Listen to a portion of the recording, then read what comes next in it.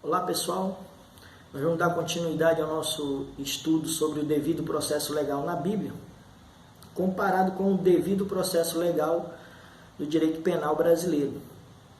Então, para a gente continuar na mesma linha, nós temos que entender que para você ser julgado por alguma coisa, você tem que conhecer a acusação e por qual crime você está sendo processado, porque poderá até ser condenado. Então, na palavra de Deus não é diferente. Porém, eu quero estabelecer aqui algumas coisas que às vezes geram confusão, né? A Bíblia diz que nós seremos julgados por nossos pecados, transgressões e iniquidades. Então, nós vamos inicialmente verificar o que significa esses três conceitos. Veja, a Bíblia diz: aquele, pois, que sabe fazer o bem e não faz, comete pecado. Em Isaías 59 diz assim: porque as nossas transgressões se multiplicaram perante ti, e os nossos pecados testificam contra nós, porque as nossas transgressões estão conosco e conhecemos as nossas iniquidades. Então seremos julgados por nossos pecados, transgressões e iniquidades. Conforme não precisa nem de interpretação, se você sabe fazer o bem e não faz, comete pecado. Então você pode cometer pecado de forma culposa ou dolosa. E como que eu sou enquadrado como transgressor? Se você transgride uma lei, você é um transgressor. Veja que é diferente de cometer pecado. Transgressor, você precisa ter conhecimento ou não de uma lei, transgredir o que nela está pré-estabelecido. Então, se você transgride também pode transgredir de forma culposa ou dolosa, né? E as iniquidades. O que é a iniquidade? A iniquidade não é uma nova modalidade, mas ela só diverge, ela só tem a diferença que temos que saber, é que a iniquidade pode ser um pecado cometido ou uma transgressão cometida, mas o que diferencia é a vontade, é a premeditação, é a preparação, é a plena consciência. Então, se você comete um pecado ou uma transgressão com esses requisitos, plena consciência, premeditado, planejado, consciente, então você não é um pecador, você não é um transgressor. Você foi promovido a iníquo, que é uma das piores espécies de pecadores. Ok? Então, feita essa distinção.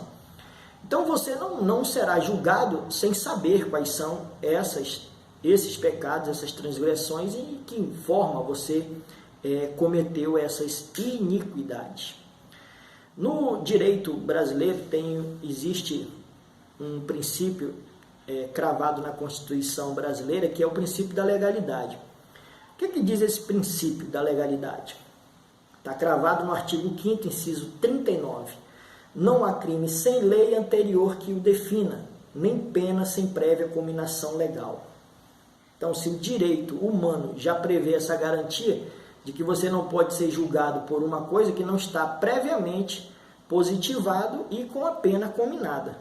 Então, isso é uma garantia constitucional consagrada nos códigos de penal brasileiro e no Código de Processo Penal brasileiro. Então, aí você me pergunta, de que forma, então, esses pecados, transgressões e iniquidades se manifestam para nós que estamos nesse processo, no devido processo legal da Bíblia? Como que ele se manifesta? Você pode perguntar, ele consagra a corrente naturalista ou a corrente positivista? E são perguntas de operadores do direito, e é por isso que esse estudo esse evangelismo é dirigido para os operadores do direito, que tem um conhecimento a mais desses fundamentos e princípios e institutos. Então, eu posso lhe dizer que a corrente naturalista, ela está prevista em Romanos capítulo 1, diz assim: porque do céu se manifesta a ira de Deus sobre toda a impiedade e injustiça dos homens, que detém a verdade e a injustiça, porquanto que Deus se pode conhecer, nele se manifesta, porque Deus lhe manifestou. Porque as suas coisas invisíveis, desde a criação do mundo, tanto o seu eterno poder como a sua divindade se estendem e claramente se veem, pelas coisas que estão criadas, para que eles fiquem inexcusáveis.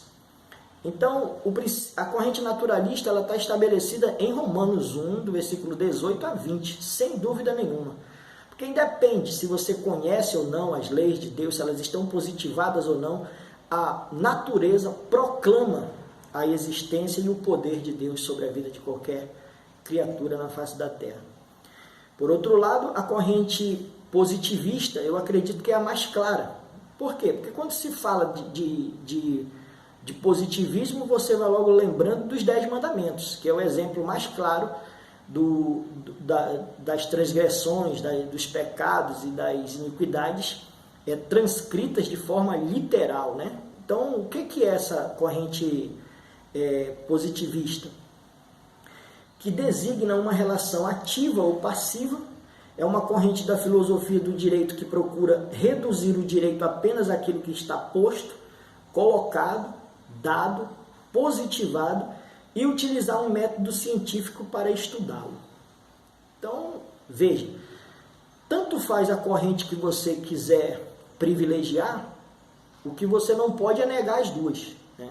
Então, tanto a corrente naturalista está na Bíblia, quanto a positivista também está na Bíblia, manifestada pelos 10 mandamentos. Mas quando eu digo os 10 mandamentos, é o que se copia da Torá.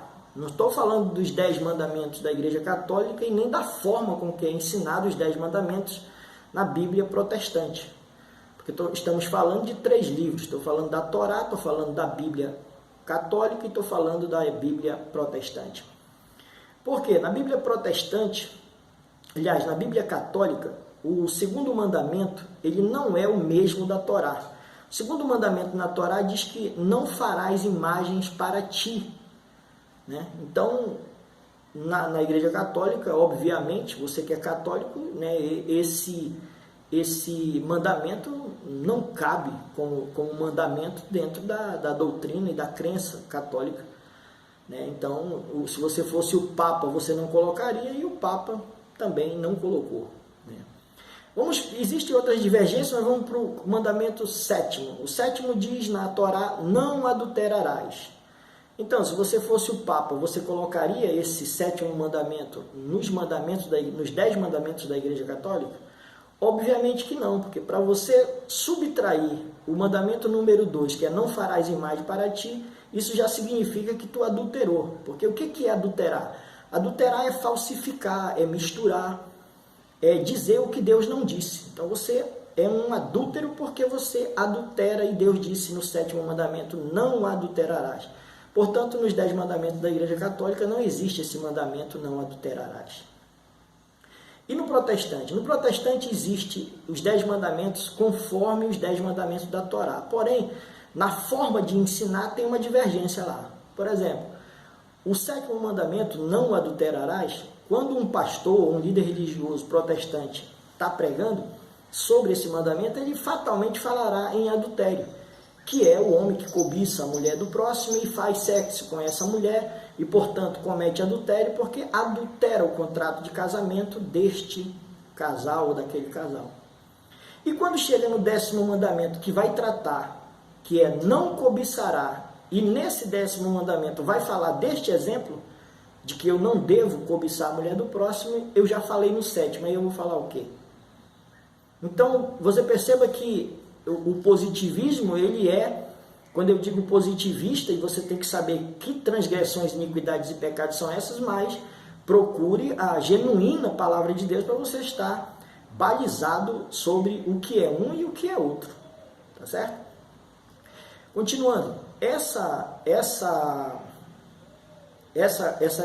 questão ela é muito importante, porque na Bíblia está dizendo, em outra parte, tem lá também positivado, fora dos 10 mandamentos, lá em 1 Coríntios 6,9, está lá escrito assim: não sabeis que os injustos não hão de herdar o reino de Deus? Não erreis, nem os devassos, nem os idólatras, nem os adúlteros, nem os efeminados, nem os sodomitas, nem os ladrões, nem os avarentos, nem os bêbados, nem os maldizentes, nem os roubadores herdarão o reino de Deus.